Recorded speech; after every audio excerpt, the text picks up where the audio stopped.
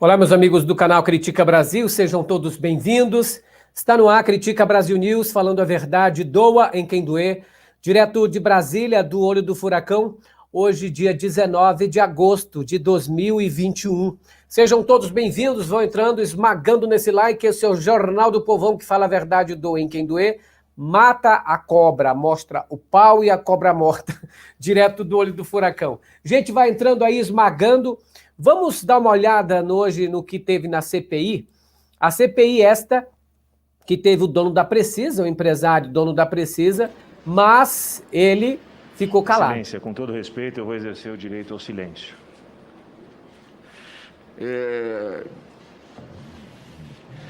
É lamentável nós não termos as respostas, mas essas perguntas precisariam ser feitas e nós não vamos, do ponto de vista dessa comissão parlamentar de inquérito, perder de forma nenhuma a oportunidade de fazê-las. A Precisa intercedeu para que o presidente da República interferisse diretamente na negociação da Covaxin, inclusive junto ao governo indiano? Senhor senador, com todo respeito, eu vou exercer a prerrogativa do direito ao silêncio. E junto ao Ministério das Relações Exteriores, a Precisa Medicamentos atuou junto ao Ministério das Relações Exteriores para que facilitasse ou comunicasse seus interesses junto ao governo indiano? Já que nós temos vários documentos que comprovam a quase ocupação da Embaixada do Brasil da Índia, inclusive quando o presidente da República mandou a mensagem ao primeiro-ministro, a Precisa, através de seus dirigentes de uma delegação enorme, já se encontrava em solo indiano, o que demonstra uma clara conexão entre todos os interessados. A Precisa intercedeu, portanto, junto ao presidente da República? Permanecerei em silêncio, senhor relator. Junto ao Ministério das Relações Exteriores? Permanecerei em silêncio, senhor senador. O contrato com o Ministério da Saúde prevê o pagamento direto a qual dessas empresas? Bharat Biotech ou Precisa Medicamentos? O contrato prevê o pagamento à Bharat Biotech. O contrato prevê o pagamento à Bharat Biotech. Então, por que o empenho dos recursos das doses da Covaxin foi feito em nome da Precisa Medicamentos? Se a própria Precisa Medicamentos, por meio da senhora Emanuela Medrades, aqui nessa comissão parlamentar de inquérito... Gente, olha, hoje a CPI, na verdade, foi um verdadeiro vexame, né? Eles estão usando sempre aquela prerrogativa de que eu vou ficar em silêncio. Sabe que o Renan Calheiro já pontuou que o problema quem fez foi o próprio Jair Bolsonaro. O que acontece? O Jair Bolsonaro instrumentaliza a Polícia Federal. Ele age através do diretor-geral da Polícia Federal para fazer com que a Polícia Federal passe a investigar, a processar estes que seriam levados à CPI. Então, vamos supor, a CPI diz, vamos ouvir o dono da Precisa aqui, vamos recolher o depoimento dele. Imediatamente, o Bolsonaro liga para o diretor da Polícia Federal e diz assim, manda a Polícia Federal investigar, abre uma investigação aí só de H, só para dizer. Aí, com essa investigação, ele pode recorrer ao Supremo dizendo, olha, já estou sendo investigado, então, para não me entregar lá, falar, não é?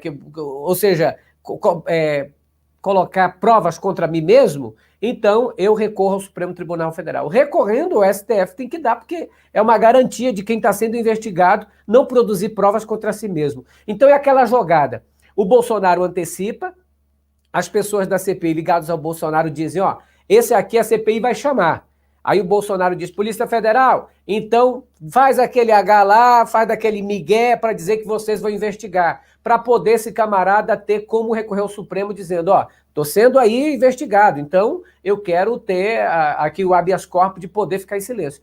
Então está acontecendo essa tática bolsonarista. E aí eles ficam em silêncio. Ficando em silêncio, se entrega.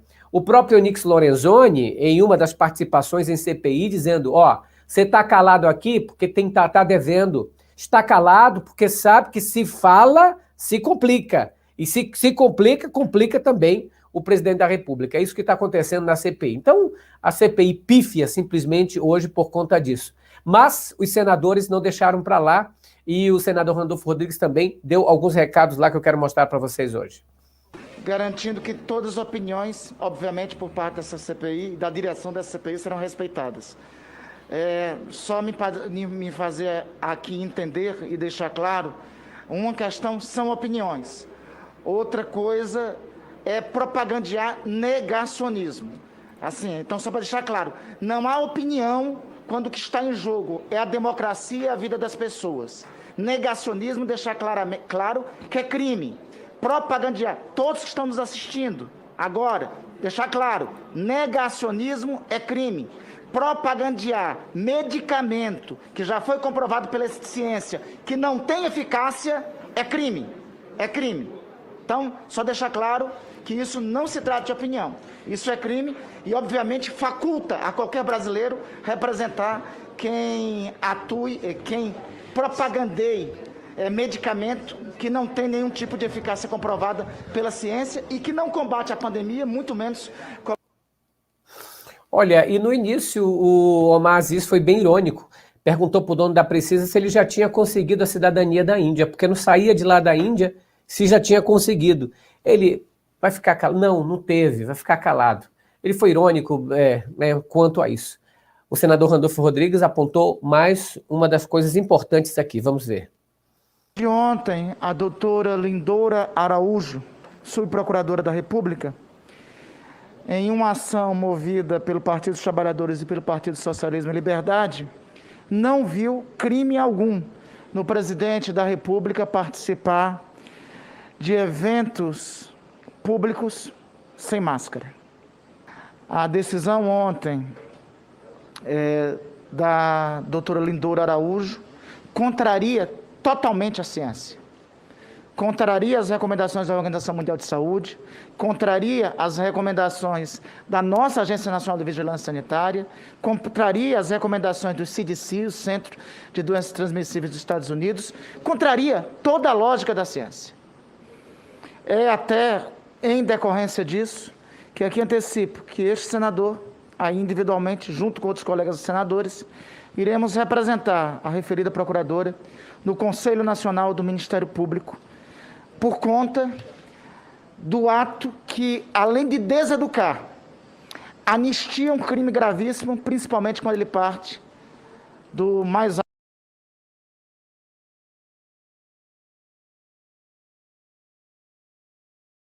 A subprocuradora Lindora, conhecidíssima aí, atrelada a Augusto Aras, defensora de Bolsonaro.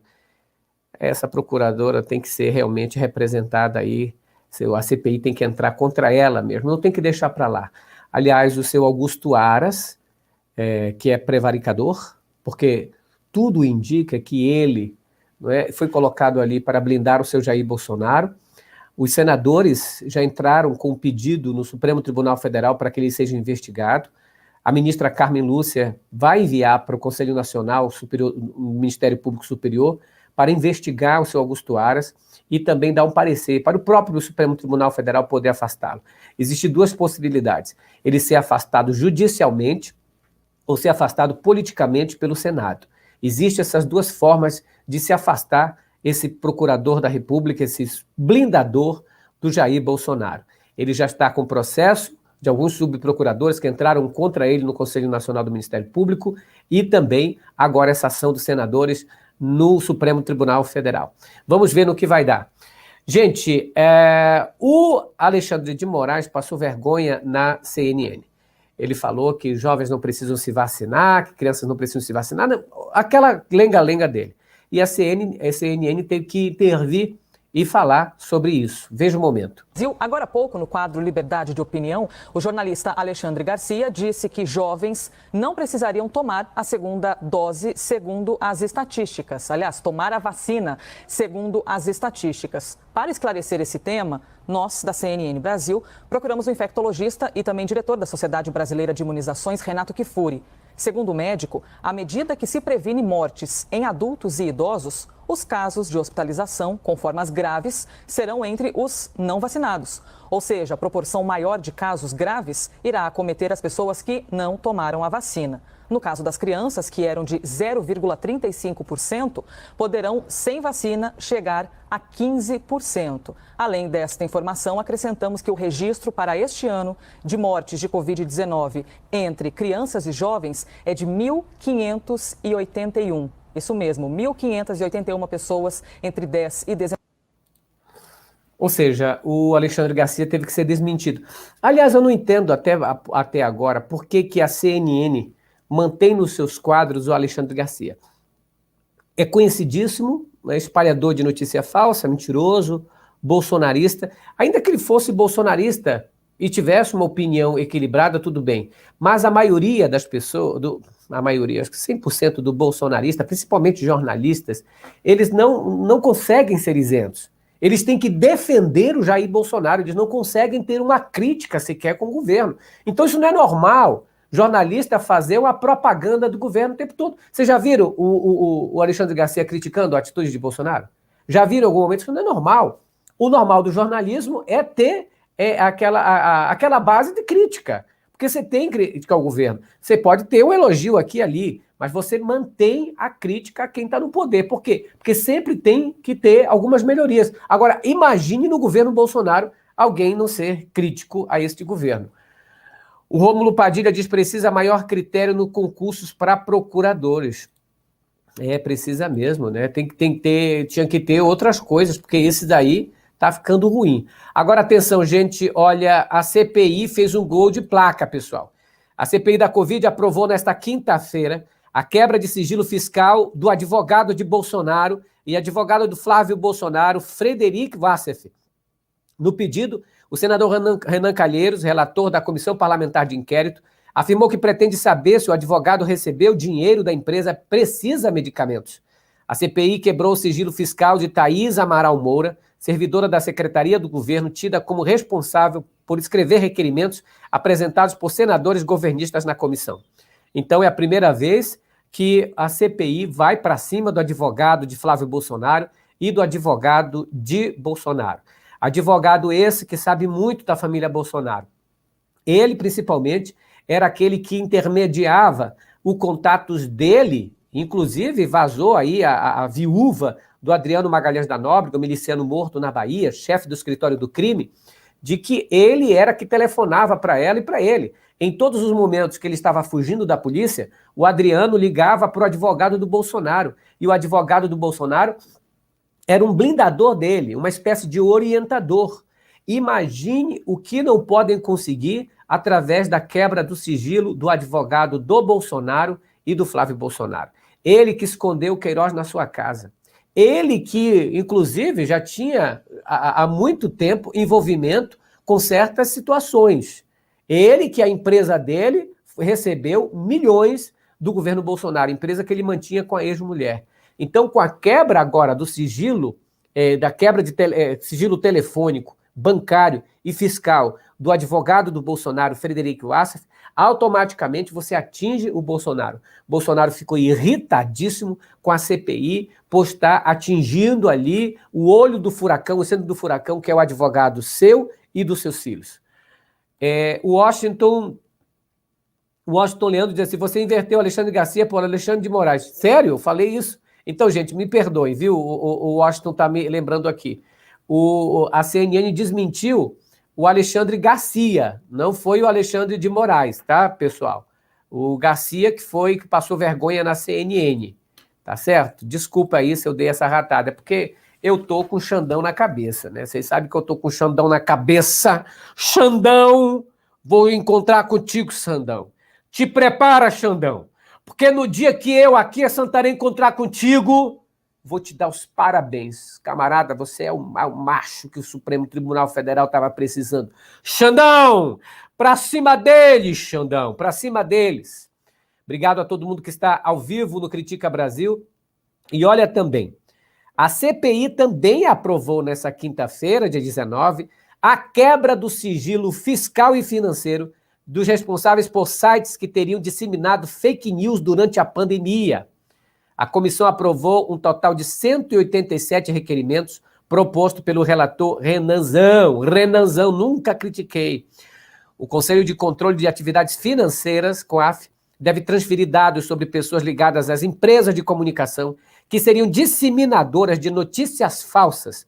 Estão na lista os responsáveis pelos sites do Instituto Força Brasil, Renova Mídia, Terça Livre, Jornal da Cidade, Online, Conexão Política, Crítica Nacional, ainda bem que não é o Critica Brasil, Senso Incomum, além de uma série de perfis em redes sociais.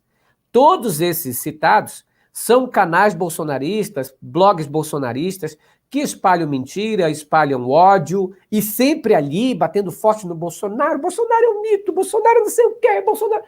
Não, você não tem o projeto de Jair Bolsonaro. Você só tem besteira, é besterol. É o besterol o tempo, todo o tempo. Bora, coloque besteira para eles falarem, coloque leseira. Vocês viram que ontem, aqui no Critica Brasil, eu apresentei as 10 táticas da extrema-direita, da extrema-direita, para enganar as pessoas. E ainda tem, coitado. Mas aí eles foram enganados, bombardeados, fizeram uma lavagem cerebral em muita gente. Então, é por isso que ainda tem uns 20%, 25% que está aplaudindo o Bolsonaro, coitado. Não sabe nem por que está aplaudindo. Alguns dizem, ele é de Deus, porque, porra, ele foi lá para Manaus, a Assembleia de Deus, na pessoa de Silas Câmara, aquele povo Câmara que comanda a Igreja da Assembleia de Deus há 200 anos, levaram o camarada para lá como se fosse de Deus, uma oração, sabe, coisa de doido mesmo. Aí o Malafaia faz vídeo de lá, olha só, povo de Deus! Não coloca Deus no meio dessa sujeira. Deus não é corrupto. Deus não faz rachadinha. Deus não faz compra de vacina superfaturada. Deus não tem pacto com miliciano, com malandro. Então deixa Deus fora disso, Malafaia. Se manque, vai orar, vai ler a Bíblia, vai se converter. E o Conselho também fez isso. E tem mais. O senador Eduardo Girão apresentou um pedido de destaque para que esses requerimentos fossem votados em separado. Os pedidos foram aprovados por 6 votos a favor e 4 contra. Os senadores aprovaram ainda um pedido para que o ministro do Supremo Tribunal Federal, Alexandre de Moraes, relator do inquérito sobre as fake news, compartilhe relatórios sobre casos da desinformação. E outra, ainda tem mais. Foi quebrado também o sigilo foi aprovado também a quebra de sigilo do líder na Câmara, líder do governo Bolsonaro, o deputado Ricardo Barros. Agora o Bolsonaro está indo da sala para a cozinha, está puto da vida. O Ricardão, seu Ricardo Barros, vai ter o seu sigilo fiscal e bancário quebrado. O advogado do Bolsonaro agora vão chegar lá. CPI fez um gol de placa. Parabéns ao senador Randolfo Rodrigues, parabéns ao Renan Calheiros, nunca critiquei, parabéns ao Marazi, sempre fui ele, desde o início. Agora, gente, olha essa, mais uma notícia aqui no Critica Brasil, que fala a verdade, doa em quem doer, direto do olho do furacão. Esmaga nesse like, pessoal. Vocês viram que de manhã eu falei que o Sérgio Reis tinha dito que tudo era brincadeira, né? Pois é.